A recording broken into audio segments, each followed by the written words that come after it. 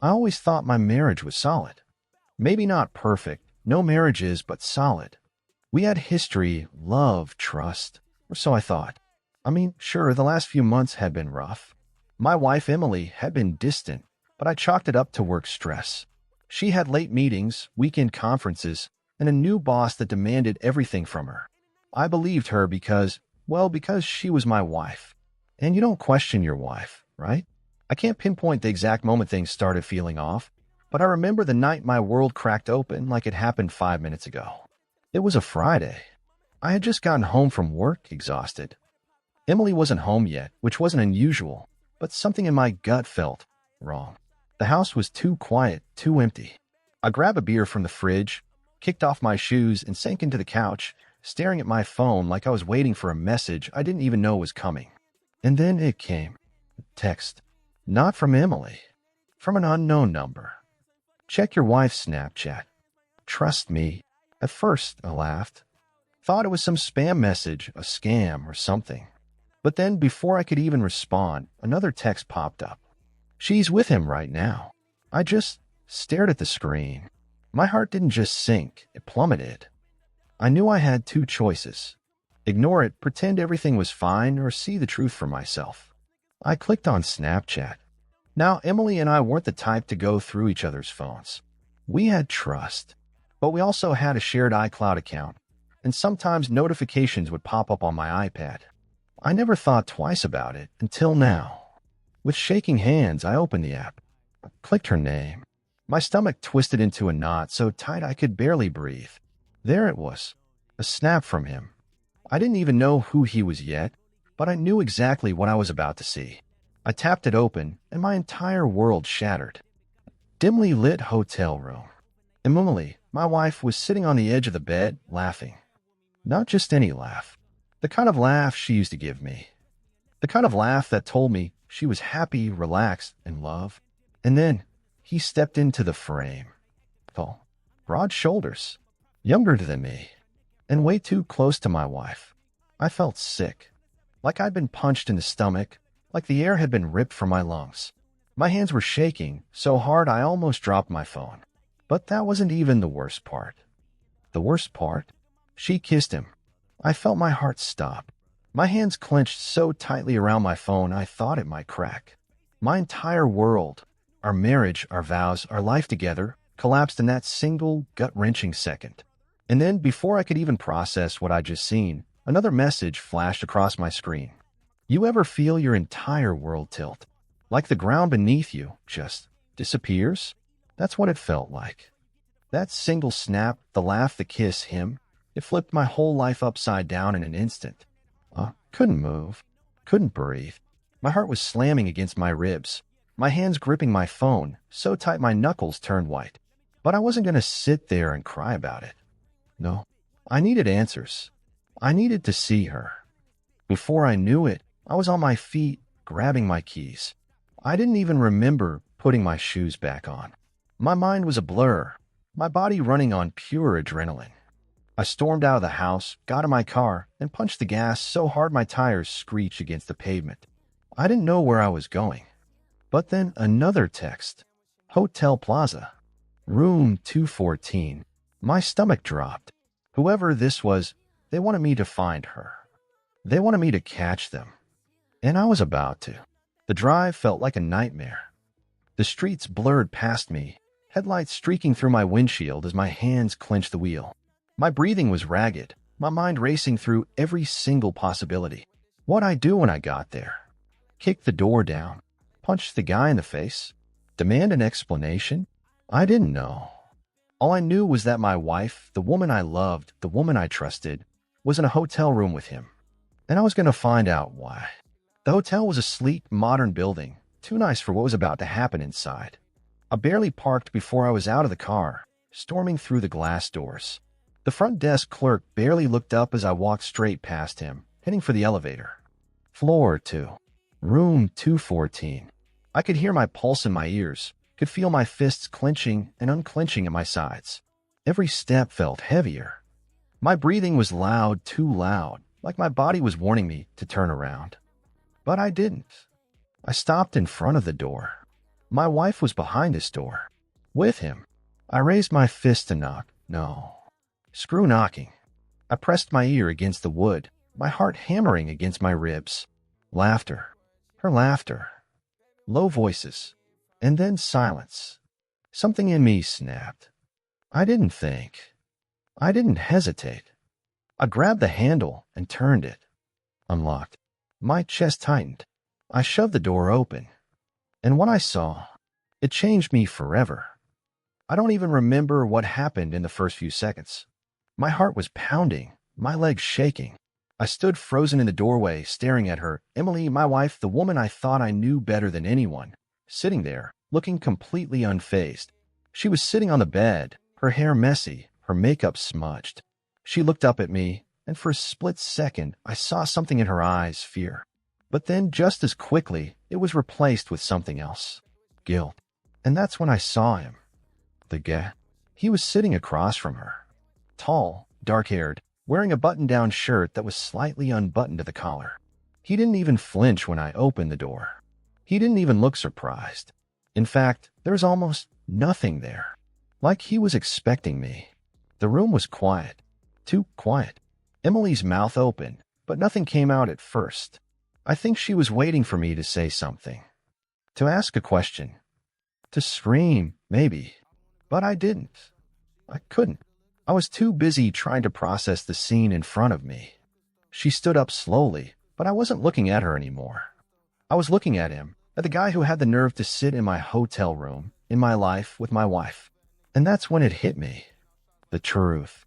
It was like a punch to the gut, knocking the wind out of me all at once. I didn't have to hear Emily's apology. I didn't need to hear how sorry she was. I knew what was happening. I knew what I was looking at. I looked at her. Really looked at her. Her face was pale now, her eyes darting between me and the man sitting there, like she couldn't decide which one of us to face. She took a shaky breath. "Jake," she said, her voice cracking. I swallowed hard. I wanted to shout, to demand answers, but my throat was tight. I could barely get the words out. How long? The question was simple, but the pain behind it made my voice tremble. I wasn't angry yet. I was just devastated. Her eyes fell to the floor, and that's when I saw it, the truth in her silence.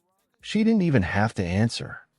The guy, the one who had been sitting so casually just a few moments ago, finally stood up. He was taller than me, broader in the shoulders, and something about him seemed so at ease in that moment. He took a step toward me, offering me a hand, like we were supposed to shake hands, like this was some kind of business deal. I looked down at his hand and back at him. I didn't take it. Instead, I turned to Emily. She was crying now, tears streaming down her face. But those tears didn't stop the rage that was starting to bubble up inside me. "How long, Emily?" She finally met my gaze, her voice shaking. "A year? It's been going on for a year." "A year?"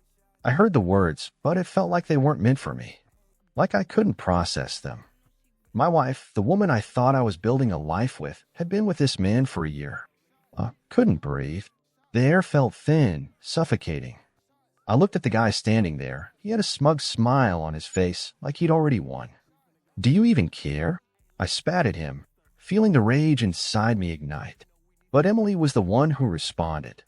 "Jake, No," I cut her off, the anger rising in my chest. Don't you dare try to explain. You've been lying to me for a year, and you still think you can fix this." The room went dead silent again. I was about to say something else, something to finally end this, when my phone buzzed in my pocket. I pulled it out, and once again, that same unknown number flashed across the screen. My blood ran cold. The message was simple, but it cut deep. "I told you the truth. Now it's up to you to decide what to do with it." The message on my phone seemed to echo in my mind like a death sentence. "I told you the truth. Now it's up to you to decide what to do with it." What was that supposed to mean? I stared at my phone screen, my finger hovering over the reply button, but no words came to mind. There was so much I wanted to say, but it felt like all the air had been sucked out of the room. I was suffocating in my own thoughts, and I couldn't breathe. But Emily, she was crying now. Her shoulders shaking as she stood there, her hands clenched into fists by her sides. She wasn't the same woman who'd walked into this hotel room. She wasn't the woman I'd loved, the woman I thought I knew. I didn't even want to look at her anymore. I turned my back to her, walking toward the door, my heart pounding in my chest like I was running a marathon. You can't just walk away, Jake. Emily's voice was shaky, but there was a desperate edge to it now. You can't just. I can't do this anymore. The words felt like poison as they left my mouth. The sound of my own voice seemed foreign to me. Was I really saying this? Was I really standing here, telling my wife, that it was over? I didn't turn around. I didn't want to see her face anymore. I'm done, Emily. I walked out of the room, the door slamming behind me, but not with the satisfaction I thought I'd feel.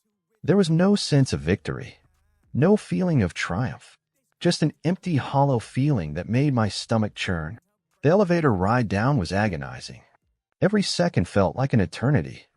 I couldn't escape the thoughts racing through my mind. How long had this been going on? Did she really love me? Or had I been a fool, blind to everything she was doing behind my back? But as I walked out of the hotel and into the cold night air, I realized something. I wasn't walking away just from Emily.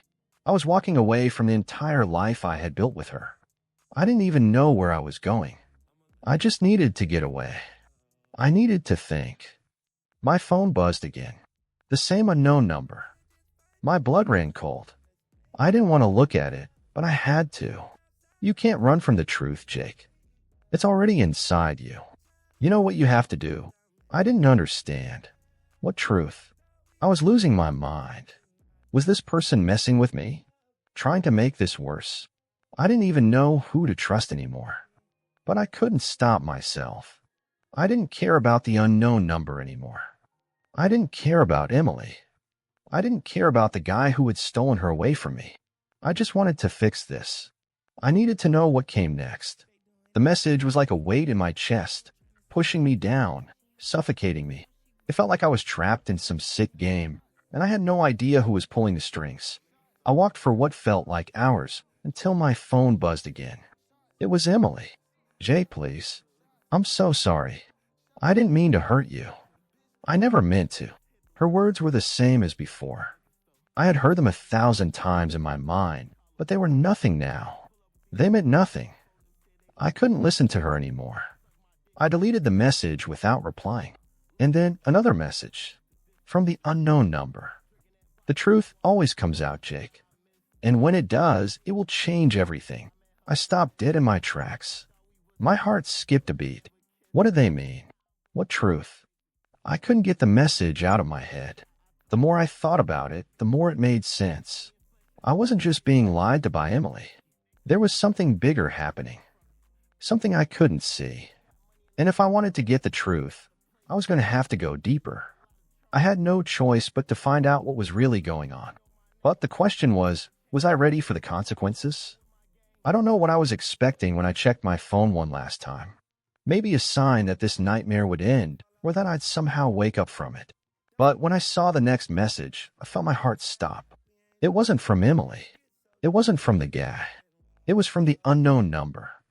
You're not going to like what you find, Jake. But you're already in too deep. I stood there in the dark, reading those words over and over, feeling a cold sweat break out across my forehead.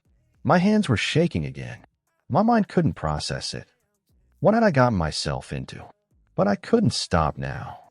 I was too far gone. I dialed the number. The line rang twice before someone picked up. A low, almost mocking voice answered on the other end. Jake, the voice said, like they were saying my name for the first time.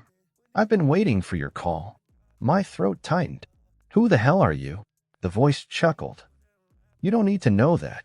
But you should know this, Jake. Everything that's happening right now. It's all connected. Emily, you the guy she's with, none of this is an accident. I felt my chest tighten like I was suffocating. What are you talking about? The voice didn't answer immediately. There was a pause, long enough to make my nerves even worse. Then they spoke again, their words cold and precise. You've been played, Jake. Everything you thought you knew was a lie.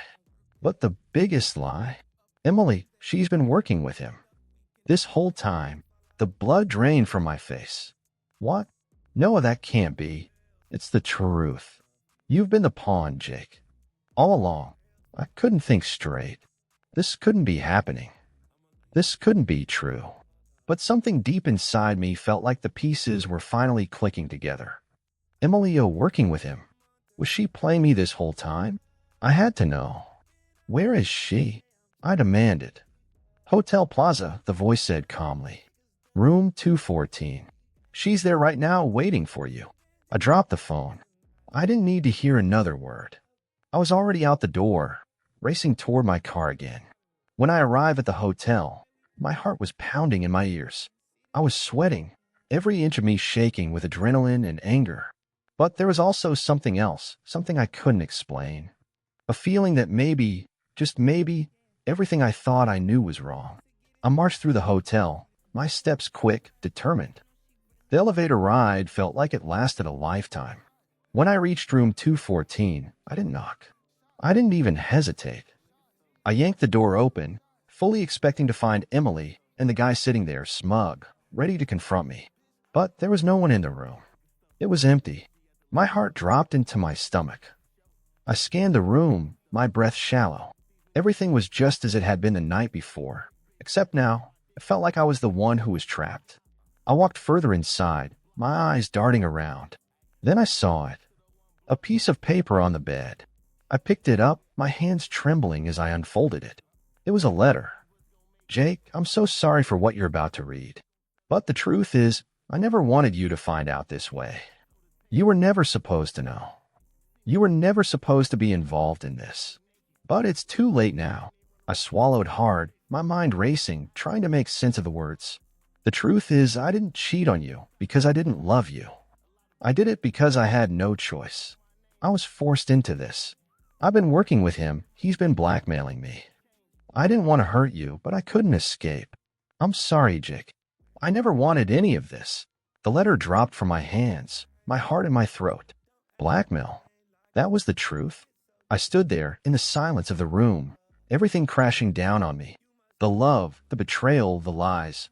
It was all part of something bigger than I could ever understand. And just like that, everything changed. I didn't know what the future held, but one thing was certain. I would never be the same. The man I was before this, before Emily, before the lies, before everything, I was gone. The truth had been exposed. And now I had to decide, would I let it consume me, or would I rise above it?